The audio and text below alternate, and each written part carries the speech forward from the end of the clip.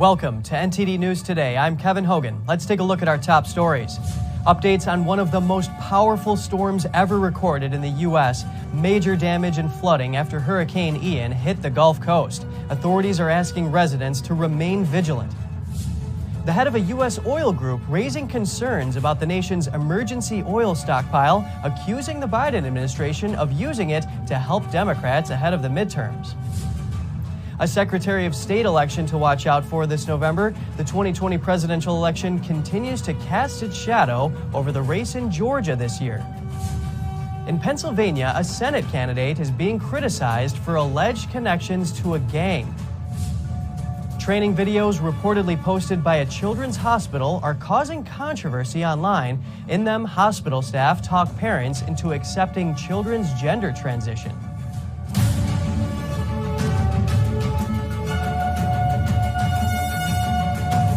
Rescue workers are searching for missing people, and residents are picking up the pieces from wrecked homes. That's after Hurricane Ian ripped through Florida's Gulf Coast area. NTD's Jeremy Sandberg has more on the hurricane's impact. Streets were turned into rivers in Fort Myers as residents took refuge on higher ground. Some who refused to evacuate were trapped in their homes. The storm's sustained winds reached up to 150 miles per hour. Near Category 5 levels, the most severe status. Storm surge, rising levels of ocean water being pushed inland by strong winds, is threatening flooding across the state. The storm surge pushes water into, so you have every canal and river that usually drains that rain, they're going to flow backward. The water gets pushed into these areas, flows backward, and then that rainfall has nowhere to drain. So even if you're inland, you have dangers associated with the water. Officials are urging people to heed warnings and stay safe. People just need to stay focused. They need to listen to their officials. They need to understand what the threats and the dangers are. Those first few hours, days after the storm passes are just as dangerous as when the storm is going over. The storm weakened to a Category 1 hurricane Wednesday night.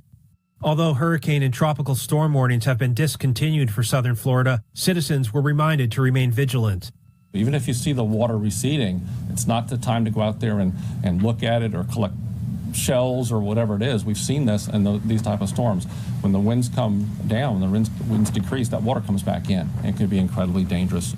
More than 2 million homes and businesses in the state were without electricity Thursday morning. Florida Governor Ron DeSantis is requesting that President Biden approve a major disaster declaration for all 67 counties in the state. When the storm passes, the federal government's going to be there to help you recover. DeSantis is also asking Biden to grant FEMA authority to provide 100% federal cost share for debris removal and emergency protective measures for 60 days after Ian's landfall. Jeremy Sandberg, NTD News. Now we get an update on the role climate change is or is not playing on Hurricane Ian. Our next guest is the author of Inconvenient Facts and is an expert reviewer for the Intergovernmental Panel on Climate Change. Joining us now is geologist Gregory Wrightstone, who's the executive director of the CO2 Coalition. So glad you can make it on the show today, Gregory. Thank you for having me. As usual, there's so much to talk about when it comes to climate change. Yes, indeed. And first, how have you been personally affected by Hurricane Ian? Did you have to evacuate your home? Yeah, our home is located in the little town of Wimauma, Florida, about 20 miles south of Tampa. It looked like we were going to get slammed, but in the last few hours, the hurricane headed a little bit south, so we were on the good, if there is a good side of a hurricane, we were on that. And we've actually, as far as I know, we still have power at the house this morning. We did evacuate. My son-in-law, daughter, 3 grandchildren live in our home there, and they evacuated on Sunday. So they're sheltering in place in Georgia. Well, Gregory, I'm so glad to hear that you and your family are safe. Now, many media companies have attributed this near Category 5 Hurricane Ian as a product of climate change. Is there any data to suggest warmer oceans lead to more severe hurricanes? There is not. In fact, there's a good argument that can be made that warmer temperatures lead to more wind shear, which actually cuts down on the number of hurricanes. There's more evidence of that than the other. And the fellow at the NOAA, their top hurricane expert is a gentleman by the name of, now you'll love this name, he's a hurricane expert, and his last name is Christopher Landsea. It's almost as good as a geologist named Wrightstone. So But Christopher Lancy's concluded there might be some increase due to warming oceans. He puts it at 1% increase in wind speed. Well, I don't think if Hurricane Ian came on shore, you could tell the difference between 153 and 152 miles per hour. It's so small you can't even measure that. Seems like a very minute change. Now, what is happening to the Earth's climate in terms of temperature, and how much of that is caused by man? Well, we can't attribute, we don't know how much is by CO2 and how much is by man. We've warmed about a little less than 1 degree Celsius since 1900. That's not too alarming to me, and that's all the warming we've seen.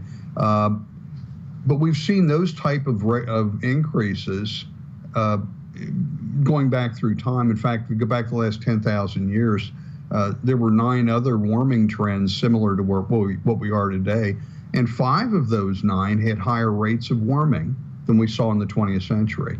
So to conclude that increasing CO2 is driving this warming is it's just not supported by the data. We do agree that CO2 is a greenhouse gas and has some warming influence, but we see it as being completely overestimated by the IPCC and the climate industrial complex. Some of our experts here put the warming effect with a doubling of CO2 at around 0.8 of a degree Celsius. So if we increase from 400 to 800 parts per million, we're at 400 now, we would see 0.8 of a degree of warming based on that carbon dioxide.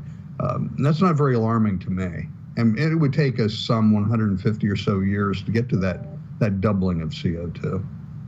Well, thank you for helping us understanding the data. Now, geologist Gregory Wrightstone, Executive Director of the CO2 Coalition, pleasure speaking with you as always. Thank you. From natural disasters to domestic energy, the head of a U.S. Oil Energy Association is raising concerns about the U.S. Strategic Petroleum Reserve. That's America's emergency stockpile of oil used in times of supply issues. NTD's Jessica Beatty has more on the industry experts' concerns, in particular how the Biden administration is using the stockpile. The head of the U.S. Oil and Gas Association, Tim Stewart, says the Biden administration is draining America's emergency oil supply to keep Democrats afloat ahead of the midterms.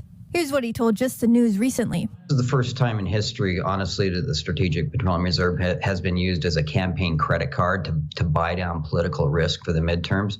As of last week, the stockpile dropped to 422 million barrels of oil. That's the lowest level since 1984, and it's down over 30% from a year ago. To put it in perspective, Stewart said at the current rate, the U.S. is selling more oil from its emergency stockpile than most medium-sized OPEC countries are producing. He also said the U.S. is selling twice as much oil per day than it's producing out of Alaska.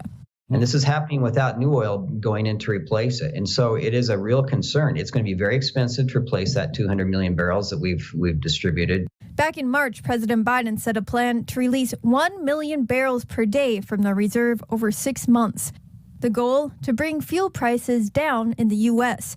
At the time, the White House called it an unprecedented move, saying this record release will provide a historic amount of supply to serve as bridge until the end of the year when domestic production ramps up.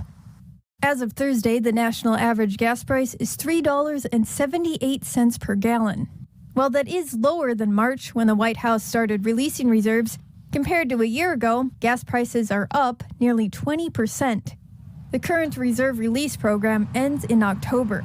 The Energy Department has proposed replenishing the reserve by allowing it to buy oil in future years at fixed preset prices. NTD has contacted the White House for comment. Jessica Beatty, NTD News. In other news, Secretary of State elections at the state level usually aren't that visible, but this year the race in Georgia is. The 2020 presidential election continues to cast its shadow over this year's race. Here are the details. In the Georgia Secretary of State election this November, incumbent Republican Brad Raffensperger will face off against Democratic challenger B. Nguyen. Raffensperger has been in the national headlines during the 2020 presidential election for his role in the recount and certification of election results. Then President Trump made a phone call to Raffensperger on January 2, 2021, aimed at addressing allegations of voter fraud in Georgia. That phone call later got included in the articles of Trump's second impeachment. Raffensperger was first elected in 2018, and in the primary this May, he won by 52% to 34% over the Trump-supported Jody Hice. An estimated 75,000 Democrats crossed over to vote in the GOP primary. Georgia allows this under its open primary rules. Raffensperger's opponent, Nguyen, is currently a state representative. She commented on Raffensperger's role in the 2020 presidential election earlier this month. She said, quote, "Some folks believe my opponent is a hero, and I admit I breathed a sigh of relief when he did not find an extra 11,780 votes. But should the bar for an elected official be that low? In the words of Stacey Abrams, not committing treason does not make you a hero." A poll this month by the University of Georgia and the Atlanta Journal-Constitution shows Raffensperger well ahead of Nguyen by a margin of 50 to 31, and Raffensperger has become a household name following the 2020 elections, while Nguyen isn't nearly as well known. According to state records, she has raised less money, $2.2 million compared to Raffensperger's $3.8 million. But Raffensperger still faces his own challenges. Trump supporters who are resentful of his role in the 2020 election may refuse to vote for him in November. In Pennsylvania, the Democratic Senate nominee is coming under fire for alleged connections to a gang. Here's the story. John Fetterman is Pennsylvania's Democratic Senate candidate. The Washington Free Beacon reports that Fetterman touted connections to the Crips street gang when he was running for mayor of the borough of Braddock, Pennsylvania in 2005. According to the article, Fetterman used the slogan, "Vote John Mayor of Braddock," which reflected how local Crips gang members spelled the name of the town with two C's at the end instead of CK. The Pittsburgh Post-Gazette in 2006 reported that Fetterman said the spelling with two C's at the end acknowledges an allegiance that many of the younger residents there have with the Crips gang. Using his own money, Fetterman created websites promoting the borough such as Braddock.com. The websites are no longer active, but they described how Braddock was unofficially renamed by the young and disenfranchised for its Crip allegiance. According to the Pittsburgh Post-Gazette, Fetterman has denied he holds an affinity for the Crips. Republicans and GOP Senate nominee for Pennsylvania, Mehmet Oz, have portrayed Fetterman as being soft on crime. Fetterman is chairman of Pennsylvania's Board of Pardons and has cast the only vote to free multiple prisoners convicted of first-degree murder. In January, he appointed Celeste Trusty to serve as secretary of the board, a prison reform activist who has called to disarm the police. She has referred to Mumaya Abu Jamal as a friend and my buddy, according to the Washington Free Beacon. Abu Jamal was sentenced to life for the 1981 murder of Philadelphia police officer Daniel Faulkner. A spokesperson for Fetterman explained the candidate's stance on crime, saying, "John believes there are people who deserve to spend the rest of their life behind bars in prison, but he also supports common-sense bipartisan policies to free the wrongly convicted and provide second chances for deserving and nonviolent offenders."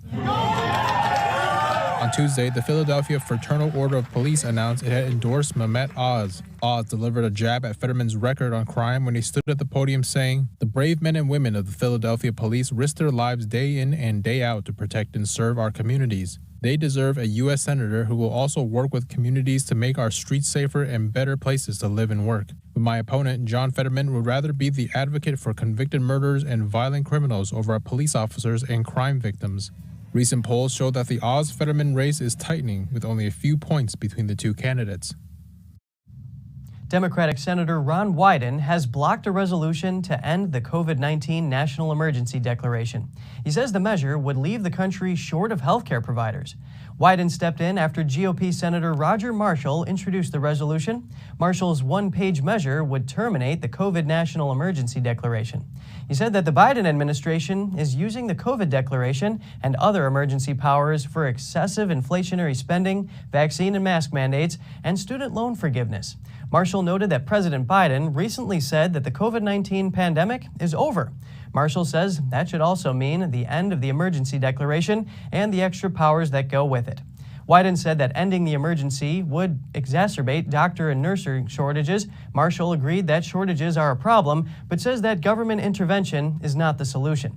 He says government created the problem in the first place. The White House is responding to an apparent President Biden gaffe. At a Wednesday event, Biden looked around and asked where Congresswoman Jackie Walorski was, but Walorski was recently killed in a car crash. And I want to thank all of you here for including bipartisan elected officials like Representative Governor, Senator Braun, Senator Booker, Representative Jackie. Are you here? Where's Jackie? I didn't think she was going to be here. Again, he's going to see her family in just 2 days, and she was on top of mind. I mean, that is not an unusual scenario there. Karine, I have John Lennon top of mind just about every day, but I'm not looking around for him anywhere. When you sign a bill for John Lennon as president, then we can have this conversation. Okay, go ahead. Biden was speaking at a conference on hunger earlier on Wednesday. He was thanking members of Congress who supported a bill aimed at tackling hunger. Walorski was one of 4 co-sponsors of the bill to fund the conference. She was killed in a car crash in early August, and Biden issued a statement back then with his condolences. Multiple reporters pressed White House Press Secretary Karine Jean-Pierre on Biden's behavior later that day. Jean-Pierre said because Walorski's family will travel to Washington to watch Biden sign a bill honoring Walorski, she was on the president's mind. The Justice Department says Bernie Madoff's victims will soon receive another $372 million in compensation. The former financier was responsible for running the largest Ponzi scheme in U.S. history. Madoff's fraud was estimated to be as much as $64 billion. It went undiscovered for many years until 2008. The latest compensation will go from the government's Madoff Victim Fund to around 27,000 victims. More than 400 of them had yet to recoup a penny from any source. The Ponzi scheme involved nearly 43,000 victims. Now, at least 95% of them with approved claims will have received at least one payment. Victims will have, on average, recouped 88% of their losses. Madoff pleaded guilty to 11 criminal counts and was sentenced to 150 years in prison. He died behind bars in April 2021 at age 82. According to a new survey, the majority of American voters are concerned a depression is on the way. The telephone and online survey by Rasmussen reports found that 57% of American adults believe a 1930s-like depression is likely over the next few years, including 21% who think a depression is very likely. 32% don't think a depression is likely, and another 12% said they are not sure. The findings are very similar to those found in a May Rasmussen Report survey. Inflation has hit a 2-decade high since President Biden took office. According to data from the Bureau of Labor Statistics, real average hourly earnings of U.S. workers have fallen by 2.8% seasonally adjusted over the last 12 months. Data compiled by the Heritage Foundation shows that Americans have lost the equivalent of $4,200 in annual income under the Biden administration. They also noted that the average American worker's real annual earnings increased by $4,000 under former President Trump. And still to come, a group of over 60 Tennessee lawmakers is asking a hospital to stop performing cross-sex surgery on minors. Stay tuned for more in just a minute.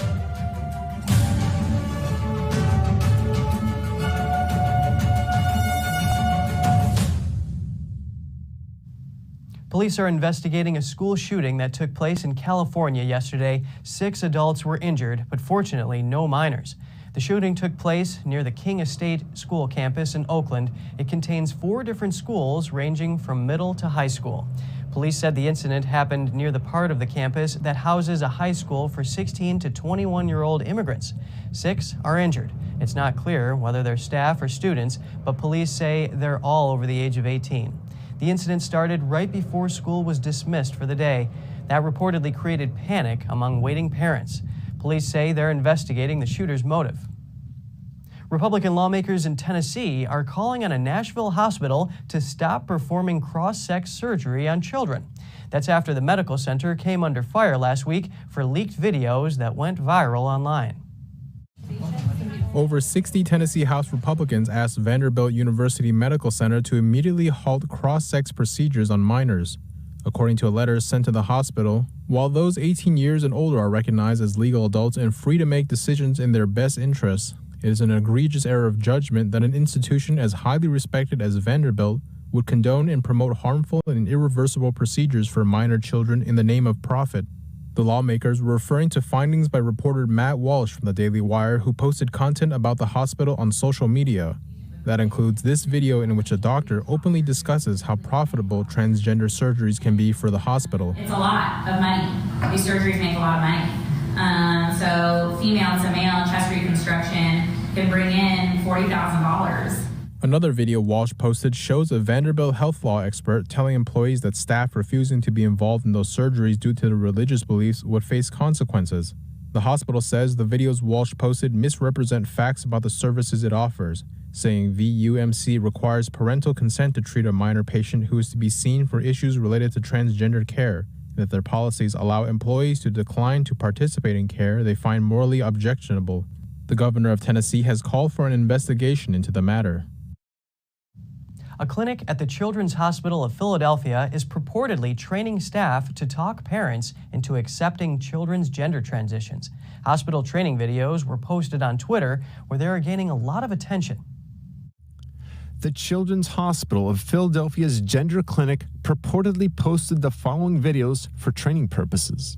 The scenario involves a teenage boy named Jacob, who is admitted to the hospital after fainting from not eating. He says he wants to be a girl and prefers to be called Amanda, and that he stops eating in order to stay skinny and more female.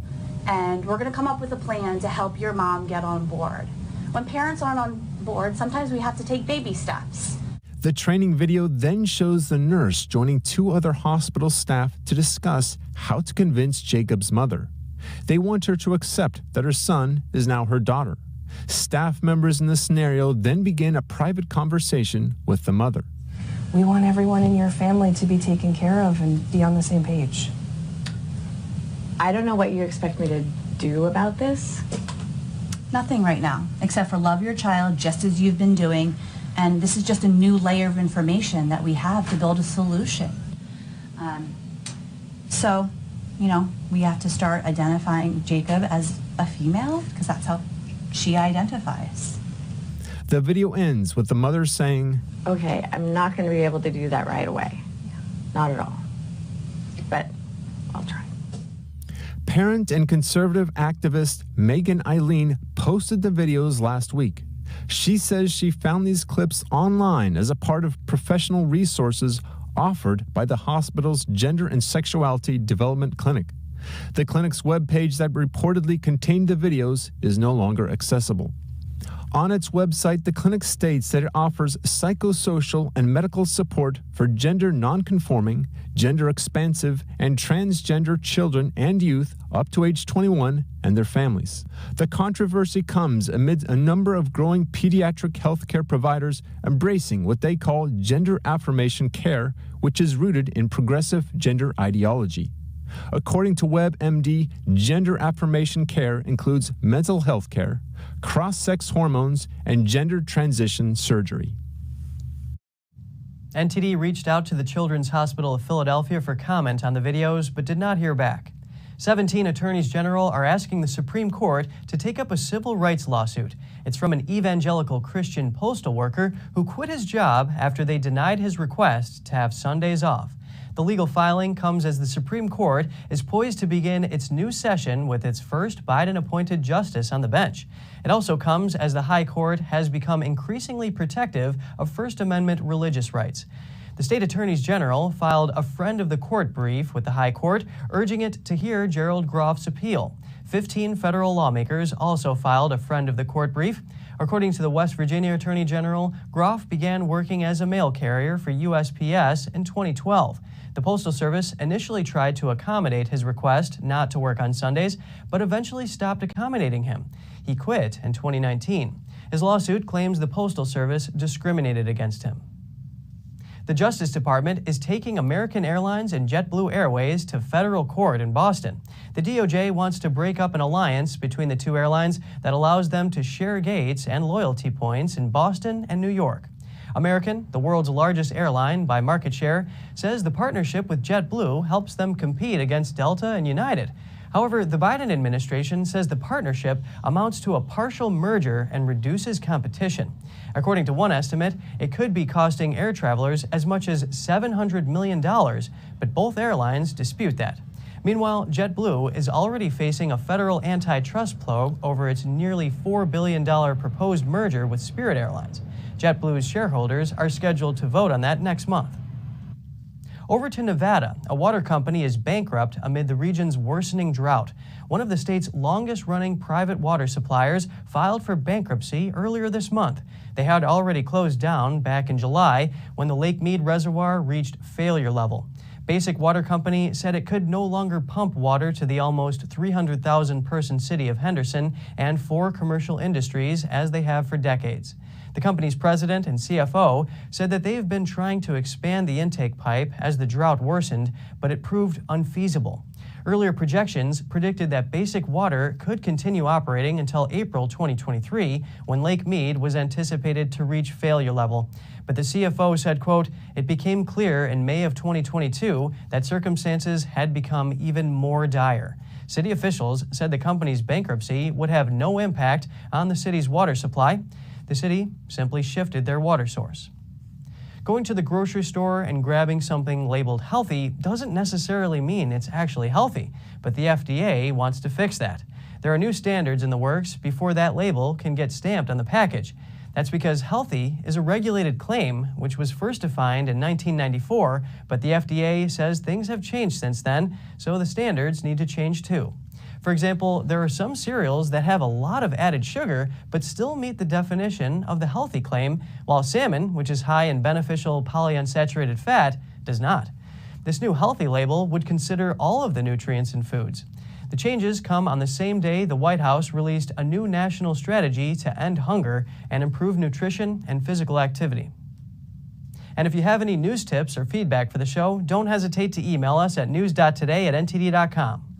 And still to come, Vice President Kamala Harris reiterates the United States' support for Taiwan. She was in Japan yesterday for a state funeral. And the Chinese Yuan hits a record low against the U.S. dollar. Nations keep playing strategic chess in the Indo-Pacific. We'll have the details soon when we return.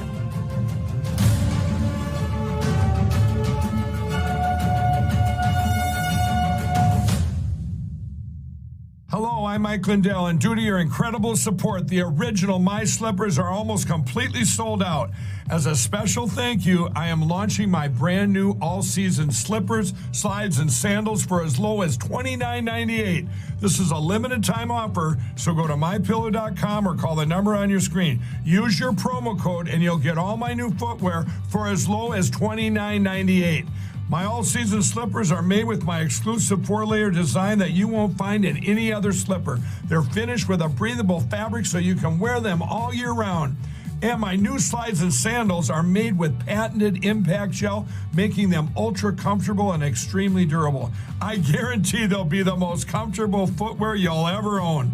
So go to mypillow.com or call the number on your screen now to get your very own all-season slippers, slides, and sandals for as low as $29.98 with your promo code. This is an introductory offer and it won't last long, so order now. Welcome to RenBiz.com, the education and career program where parents rule. We replace public schools and universities. We are for ages 6 to 100. Never any big student loans with us. You graduate with a traditional diploma, a university degree, and your own family business.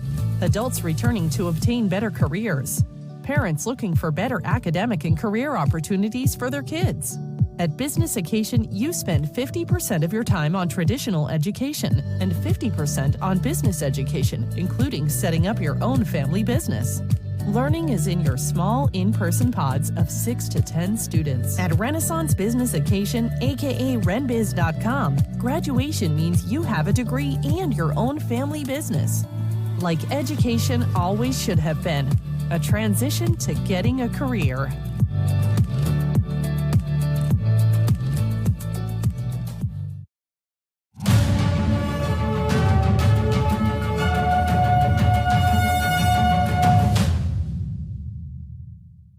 Welcome back. China is undermining the international rules-based order. That's according to U.S. Vice President Kamala Harris, who spoke during a visit to Japan. NTD's Chenny Wu has the details.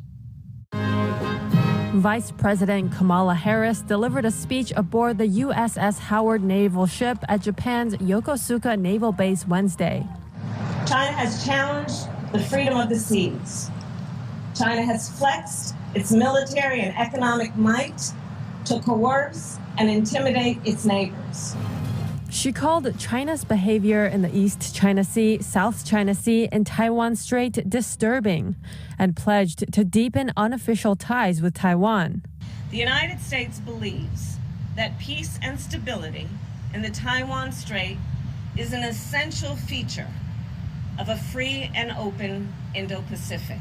And we will continue to fly, sail, and operate undaunted and unafraid wherever and whenever international law allows.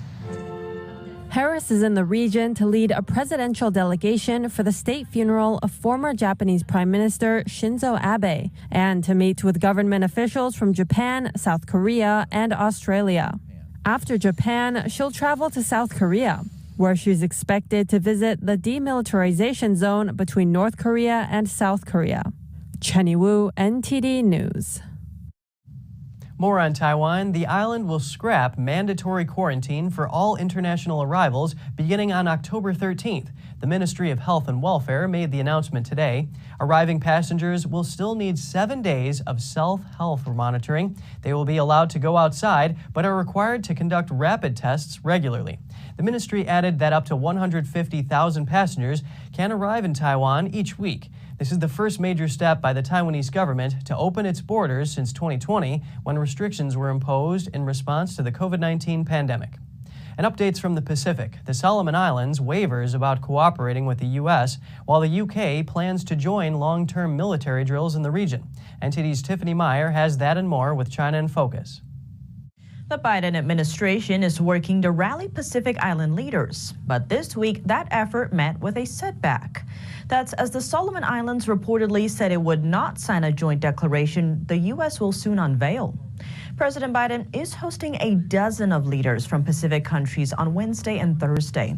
The forum is the first of its kind and comes as Washington and the Chinese regime compete for influence in the region. Beijing has made major advances in recent years. The Solomon Islands broke its long-standing diplomatic ties with Taiwan in 2019. Earlier this year, the nation struck a security pact with the Chinese Communist regime. That deal allows more Chinese security presence in the country. It stoked fear in the West that China may eventually operate a military base there, just 1,000 miles from Australia's coast. According to Reuters, the Solomon Islands sent a note to the Pacific Islands Forum, telling other members it would not sign the U.S. proposed declaration and that it needs more time to consider the matter. Back on the military front, the UK is joining a number of extended military drills. The training involves multiple nations in the Indo-Pacific, including Australia, Japan, and South Korea. According to the UK's Royal Air Forces, or RAF, the exercises will run until December as part of the UK's continued focus on the Indo-Pacific region. 4 RAF Typhoon fighters and 1 air-to-air refueling aircraft travel to Australia. There, they'll participate in Exercise Pitch Black in Darwin. The jets join other aircraft from 17 countries. The deployment comes as the Royal Navy celebrates 1 year of permanent aircraft carrier presence in the region. UK Defense Secretary Ben Wallace said the long-term deployment demonstrates the UK's commitment to maintaining its historical ties to the region. The increased engagement follows former Prime Minister Boris Johnson's announcement last year that the country's vision is to deeply engage with the Indo-Pacific in support of trade, shared security, and shared values by 2030. The Chinese yuan has hit a record low against the US dollar. The internationally traded yuan is at its lowest since data first became available in 2011. On the other hand, the dollar continues to surge. Investors tend to see the U.S. currency as a safe haven for their money in turbulent times. The yuan fell past the 7 per dollar line last week, a threshold Chinese officials have been trying to uphold in the past decade. They've only allowed the yuan to cross the line during especially trying times for the economy, during Trump's trade war and the beginning of the pandemic, for example. A weaker yuan makes Chinese goods cheaper and more attractive for international consumers. In the past, the U.S. has accused the Chinese regime of intentionally devaluing its currency. That's to boost exports and make imports from the U.S. more expensive. News of the record low comes as China's economic growth looks increasingly dim. The World Bank expects Chinese growth to lag behind the rest of Asia for the first time since 1990. It's largely blamed on the regime's zero COVID-19 policy and China's real estate crisis. Just ahead, Russian President Putin plans to host a signing ceremony to annex 4 regions of Ukraine. The regions encompass 15% of Ukraine's territory. And communities in Spain are installing more solar panels to counter the energy crisis and to become more self-sufficient. We'll have more shortly here on NTD News Today.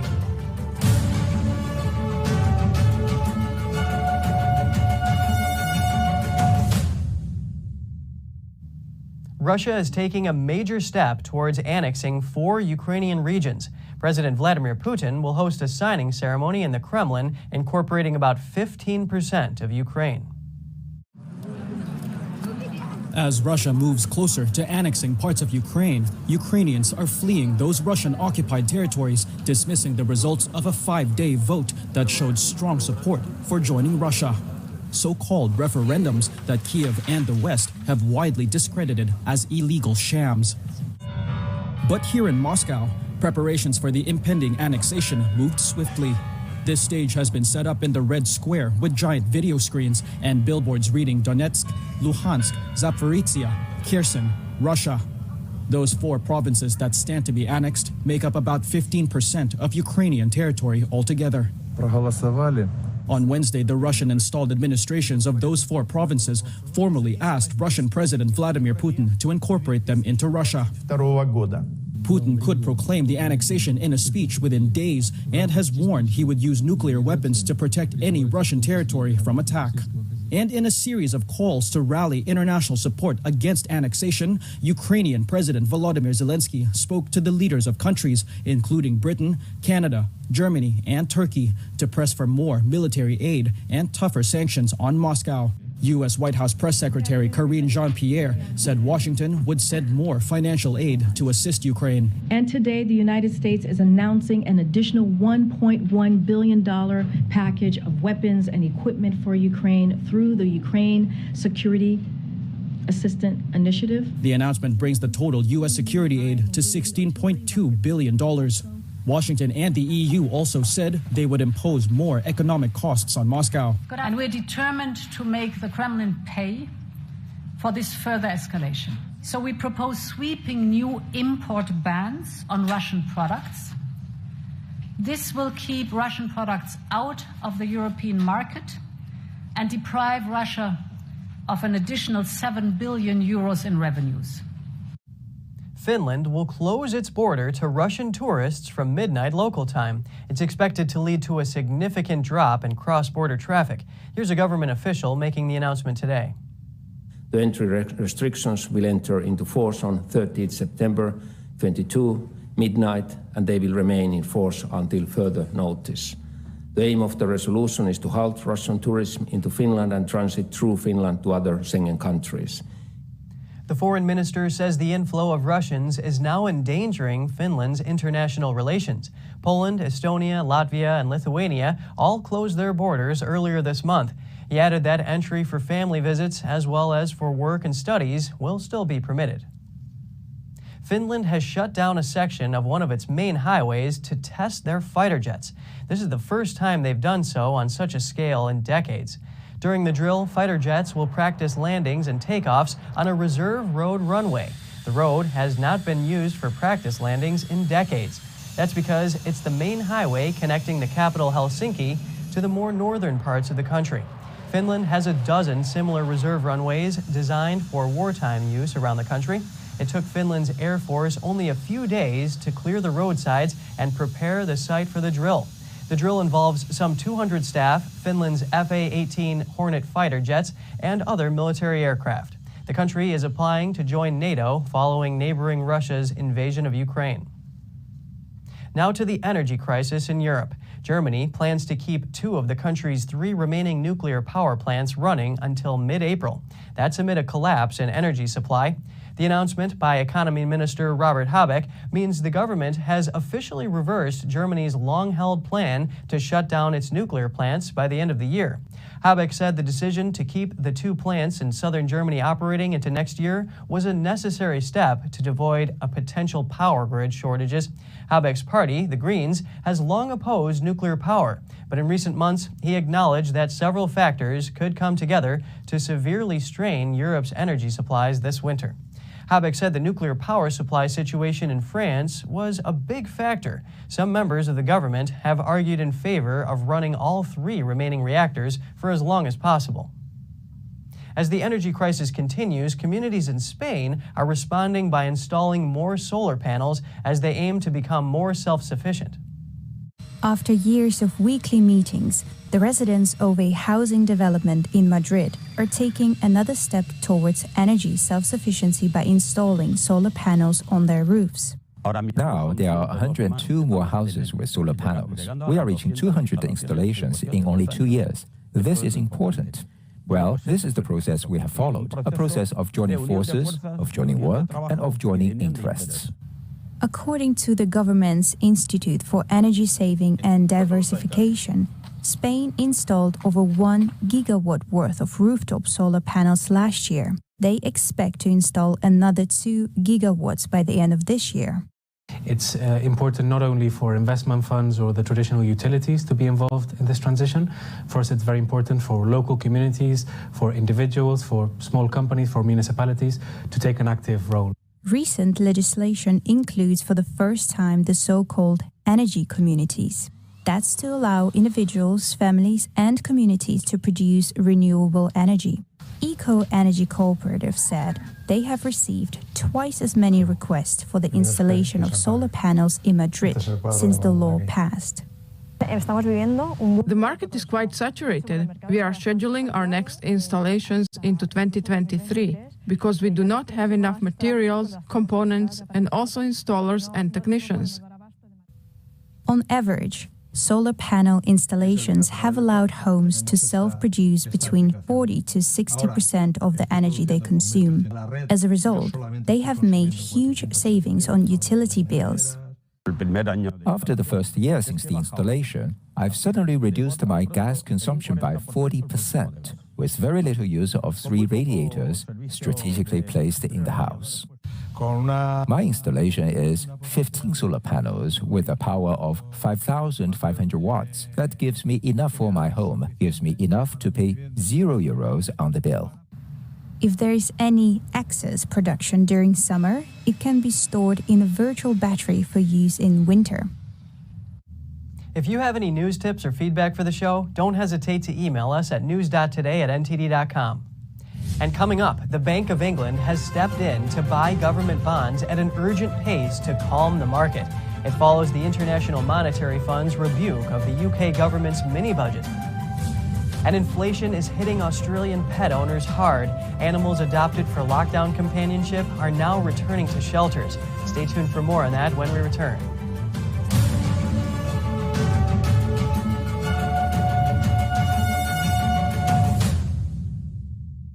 As Americans, it seems like other people have been telling us what to do, how to live, and how to think. But that's not how we founded the greatest nation on earth. During times of powerlessness, we found power. And we found power through taking action. Through action, we find solutions. And through solutions, we find freedom. The supply shortage has made it harder than ever to keep your shooting skills sharp at the range.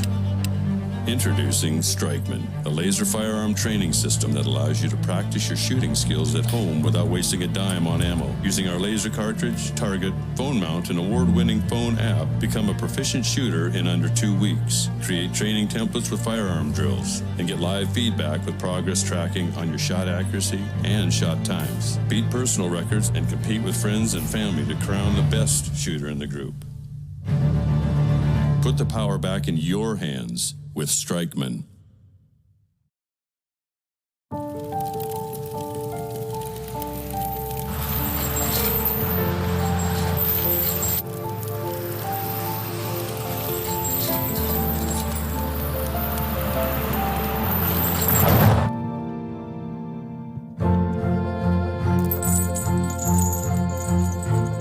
Did you know dragging chains can spark a wildfire? Only you can prevent wildfires. The 2022 NTD 8th International Chinese Vocal Competition from September 30th to October 2nd will be held at Merkin Hall of the Kaufman Music Center in New York City. The competition invited vocalists from world-renowned Shen Yun Performing Arts to serve on its panel of judges. Semifinals and finals are open to the public, and the ticket hotline is 888-477-9228. You can watch the finals live streamed at ntd.com.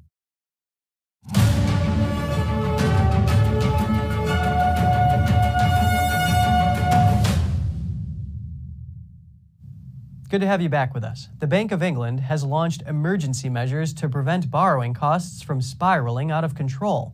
The announcement comes after fears over government economic policies sparked a sell-off in the bond market and sent the pound tumbling. NTD's Malcolm Hudson is in London. Investors are selling government bonds. The pound has taken a hit. The International Monetary Fund has stepped in with a rebuke of the UK government, and now the Bank of England says it will buy bonds in an attempt to calm the markets. All this in response to the government's tax-cutting fiscal strategy announced last week. Following the sudden drop in the pound and the uncertainty in the markets, the IMF said it is closely monitoring economic developments in the UK. They said the nature of the UK measures will likely increase inequality, and we do not recommend large and untargeted fiscal packages at this juncture. Usually, the IMF only speaks like this to emerging markets. This is the first time they have rebuked a G7 nation in such a way. The IMF statement appears to have pushed the Bank of England to immediate action. Initially, the bank said it would look at raising interest rates as much as needed in November. This suggested a more mellow approach. But now the Bank of England has said there could be a risk to the UK's financial stability. To restore orderly market conditions, the bank said it will carry out temporary purchases of long-dated UK government bonds from September 28th. The bank is seeking to prevent borrowing costs from spiraling out of control. It's mounted pressure on Chancellor Kwasi Kwarteng to regain the market's confidence in the UK economy. On Wednesday, Kwarteng met with representatives from the Bank of America, JP Morgan, and other major banks. He outlined the government's commitment to fiscal discipline and discussed how last week's growth plan will expand to the supply side of the economy. Plans include tax incentives and tax reforms to help build businesses through new opportunities. With a drastic shift in the government's fiscal policy and the market's sharp reaction, there has been criticism from many different angles. Keir Starmer calls for the new budget to be abandoned, and an investment director from AJ Bell, a FTSE 250 company, has expressed doubt over whether the Bank of England's actions will be enough to convince the skeptics. But other commentators have said time will tell. Much rests on how the government navigates through this new course they are charting. Malcolm Hudson, NTD News, London. Dramatic video shows a commuter falling onto the tracks in front of an arriving train at a station in Argentina. Don't worry, the story ends well. The man was treated for minor injuries and shock after the incident last week in Buenos Aires. A camera on the front of the train shows the man losing his balance and falling between the rails as the train rolls over the top of him. The man was rescued from under the train by emergency services and treated at a local hospital. According to the hospital, the man only had minor bruises on his legs and arms and was released after a day. Inflation in the wake of the pandemic is straining pet owners in Australia. They now have to decide whether to keep or to give up their animal friends. Let's take a look. For more than 1 year, an unusual sign has been concerning the staff at Monica's Doggy Rescue in Sydney.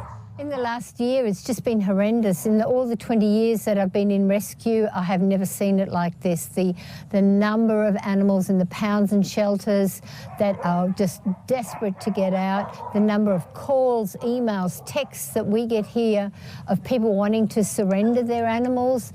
And it's just never ending, and we can only help so few. It's heartbreaking. A similar issue arises with the Animal Welfare League of New South Wales. The number of pets surrendered there has jumped 34% in the past 2 years. That means a shortage of both space and resources. Chief Stephen Albin says the change is closely linked to COVID-19. COVID was a really weird time, and especially in Australia where we had lengthy lockdowns. I think quite a few people just wanted companionship. So they went and got a pet, they got a companion, but they didn't quite understand what it takes to keep a pet. As work and travel resume post-pandemic and the cost of living shoots up, owners are having to reconsider their ability to keep pets. Paul Kelly, for example, says he's become more strategic about buying essentials like pet food. Mostly, I try and buy things when they're on special. Yesterday there was biscuits on special for half price, so I just stocked up and bought 3 bags, which will last her quite well because she likes to eat other things. So for me, it's kind of just trying to buy in bulk when the specials are on, and when they're not, you just have to buy them because they're your best friend, right? There are also those who struggle. While purchasing her dog Opie during COVID, Holly Metcalf didn't realize the additional cost it would involve. He was really sick when he was a puppy in the first kind of breath, so where you weren't allowed to take them out for a while, that extended by like another couple of months. He had sickness, diarrhea all through the house, like all in the process. Didn't actually know what it was, took him to the vet 1,000 times. It probably cost me about $3,500, $4,000 or so, which was completely unexpected as a cost of that. But like Kelly, she ultimately resolved to keep Opie despite the odds. Still to come, an iconic James Bond stunt car is sold for over $3 million, with all money going to charity. Details to come on NTD News Today.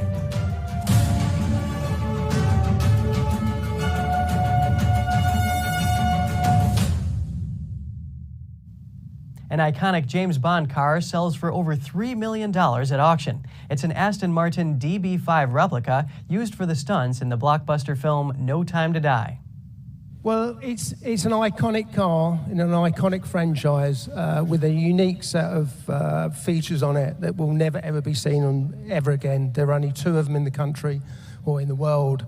One of them is up for sale today. The other will never be sold. Auction house Christie's says the car was purchased by an anonymous telephone bidder. They said the proceeds will benefit a variety of charities, including the Prince's Trust that works with young people, a British royal charity that supports members of the UK intelligence agencies, and 3 other charities for members of the UK Special Forces. An array of James Bond props and costumes have been auctioned for charity as the film franchise celebrates 60 years. Online bidding for other James Bond memorabilia remains open until next Wednesday, October 5th. The day is called James Bond Day because its numbers contain 005. 2 or 3 cups of Joe a day could lead to a longer life. That's according to a new study published in the European Journal of Preventive Cardiology. Researchers analyzed data from more than 449,000 people between the ages of 40 and 69. They found that those who drink coffee had increased longevity and lower risk of cardiovascular disease when compared to non-coffee drinkers. The benefits were there whether the person enjoyed ground, instant, or even decaffeinated coffee. Researchers say the lowest risks were found in those who consume 4 to 5 cups a day of ground coffee, along with those who enjoyed 2 to 3 cups a day of instant coffee. And that's all for today's program. We're really glad to have you with us. Please send us an email if you'd like to tell us something. We're going to put it on screen. For podcasters, that's news.today@ntd.com. I'm Kevin Hogan, NTD News, New York City.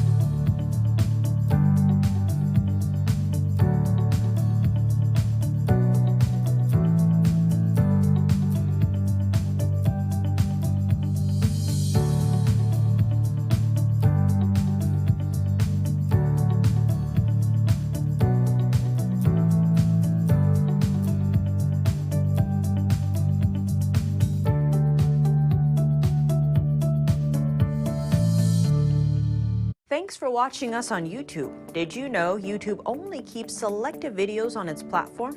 So if you want to make sure you get the full picture, just subscribe to our newsletter. Go to newsletter.ntd.com and sign up. It's free.